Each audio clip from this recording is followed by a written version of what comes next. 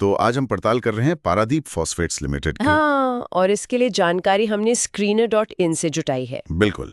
हमारा मकसद है मतलब इस कंपनी के बिजनेस को समझना, फाइनेंशियल नंबर्स कैसे हैं, हाल में क्या चल रहा है। सही। तो चलिए देखते हैं। सबसे पहले ये कंपनी करती क्या है। पारादीप फॉस्फेट्स 1981 में बनी थी। काफी पुरानी है। हाँ, और ये गैर यूरिया खाद बनाती है। भारत की दूसरी सबसे बड़ी प्राइवेट फॉस्फेटिक कंपनी है ये। अच्छा। इनके प्रोडक्ट्स में है डीएपी मतलब डाई अमोनियम फॉस्फेट, एनपीके खाद के अलग अलग ग्रेड्स। हाँ, जैसे NPK 10, NPK 12, NPV 20, ये सब। सही। और जिपमाइट, फॉस्फोजिप्सम वगैरह भी। और इसके पीछे कौन है, ये भी काफी इंटरेस्टिंग है। प्रमोटर्स कौन है? हाँ, वो हैं जुआरी एग्रोकेमिकल्स और मोरक्को का ओसीपी ग्रुप। OCP ग्रुप, ये नाम बहुत बड़ा है फॉस्फेट सेक्टर में। बिल्कुल। इनकी मिलीजुली हिस्सेदारी जुआरी मेरॉक फॉस्फेट्स के जरिए करीब 56% है। हाँ, और OCP का मतलब है दुनिया के लगभग 70% फॉस्फेट भंडार का कंट्रोल। सोचिए। 70%? बाप रे। हाँ जी। और रेवेन्यू $10 बिलियन से ज्यादा का। तो ये पारादीप के लिए एक बहुत बहुत मजबूत बैकिंग है। ये तो है, बहुत सॉलिड सपोर्ट है। अच्छा, अब जरा नंबर्स पर आते हैं। आंकड़े क्या कहते हैं। मार्केट कैप है करीब 17,754 करोड़, 17,754 करोड़। ओके।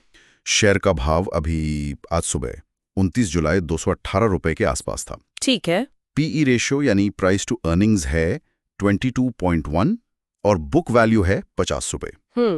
तो बुक वैल्यू से करीब 4 गुना महंगा हुआ शेयर। हाँ, लगभग 3.98 गुना। डिविडेंड यील्ड बहुत कम है, 0.23%। और ROC और ROE मतलब कैपिटल एम्प्लॉयड और इक्विटी पर रिटर्न? ROCE है 13.9% और ROE 14.4%। ओके, तो ये नंबर्स क्या बताते हैं? मतलब P22 ठीक है, शायद इंडस्ट्री के हिसाब से देखना होगा। हाँ। बुक वैल्यू से 4 गुना, ये थोड़ा ज्यादा लगता है अक्सर, पर देखना पड़ेगा ग्रोथ कैसी है। सही। और ROCE, ROE 14% के आसपास। कह सकते हैं कि ठीक ठाक मुनाफा कमा रही है कंपनी, पर शायद इससे और बेहतर की उम्मीद की जा सकती है। अब स्क्रीनर कुछ पॉजिटिव और नेगेटिव पॉइंट्स भी हाईलाइट करता है। अच्छा, क्या है वो? पॉजिटिव में है कि कंपनी से अच्छी तिमाही की उम्मीद है। दूसरा, कंपनी लगातार डिविडेंड दे रही है, करीब 23% पे आउट है। ये अच्छी बात है, कंसिस्टेंट डिविडेंड। हाँ, और तीसरा, देनदार दिन सुधरे हैं, मतलब पैसा मार्केट से जल्दी वापस आ रहा है। 85 दिन से घटकर करीब 67 दिन हो गए हैं। अरे वाह, ये तो कैश फ्लो के लिए बहुत अच्छा है। मतलब वर्किंग कैपिटल मैनेजमेंट बेहतर हुआ है। बिल्कुल। लेकिन नेगेटिव साइड पर हाँ, कुछ तो होगा। वही बात कि स्टॉक बुक वैल्यू से लगभग 4 गुना पर ट्रेड कर रहा है।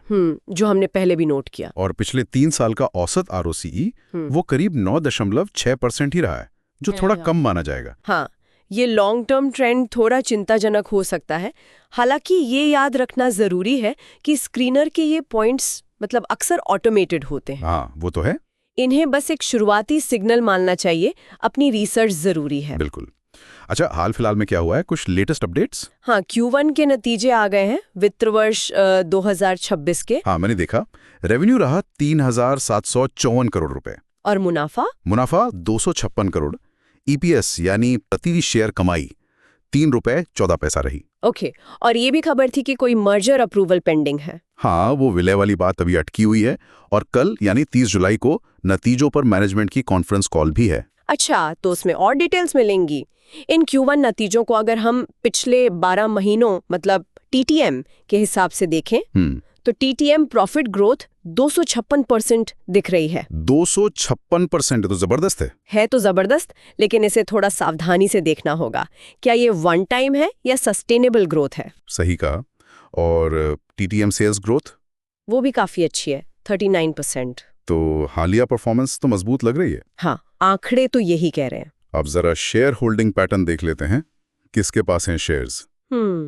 प्रोमोटर्स की हिस्सेदारी तो करीब 56% पर स्थिर है, उसमें ज्यादा बदलाव नहीं है। ओके। लेकिन FIIs और DIIs यानी विदेशी और घरेलू इंस्टीट्यूशनल इन्वेस्टर्स, उनकी होल्डिंग में थोड़ा उतार चढ़ाव दिखा है। हाँ, और यहाँ स्क्रीनर ने एक नोट भी दिया है। वो कहते हैं कि सितंबर 2022 से फाइलिंग का फॉर्मेट बदला है, XBRL वाला। अच्छा, उससे क्या फर्क पड़ता है? उससे कभी कभी FII और DII के आंकड़ों का क्लासिफिकेशन बदल जाता है। तो हो सकता है कि जो अचानक बदलाव दिख रहा हो वो सिर्फ क्लासिफिकेशन चेंज की वजह से हो। ओह, ओके। तो इन आंकड़ों को देखते समय यह ध्यान में रखना होगा। बिल्कुल। तो कुल मिलाकर क्या समझें, इस पूरी जानकारी का निचोड़ क्या है? मजबूत है। हाँ, वो तो है। हालिया मुनाफे में जो उछाल दिखा है वो काफी आकर्षक है। देनदार दिनों का सुधरना भी एक बड़ा पॉजिटिव है। लेकिन दूसरी तरफ वैल्यूएशन का सवाल है। बुक वैल्यू से 4 गुना पर है शेयर और पिछले कुछ सालों का औसत रिटर्न थोड़ा कम रहा है। सही। तो इन सब बातों को तौलना होगा। बिल्कुल। और जाते जाते एक सोचने वाली बात छोड़ जाती हूँ। हाँ, बताइए। ओसीपी का फॉस्फेट मार्केट पर जो दबदबा है और भारत की खेती की जो ज़रूरतें हैं, इनको देखते हुए ये सोचना इंटरेस्टिंग है कि सिर्फ तिमाही नतीजों के अलावा ग्लोबल कमोडिटी साइकिल, मतलब दुनिया भर में खाद के दाम और भारत सरकार की नीतियां, ये सब पारादीप के लंबे भविष्य पर कैसा असर डाल सकती हैं। ये वाकई सोचने वाली बात है।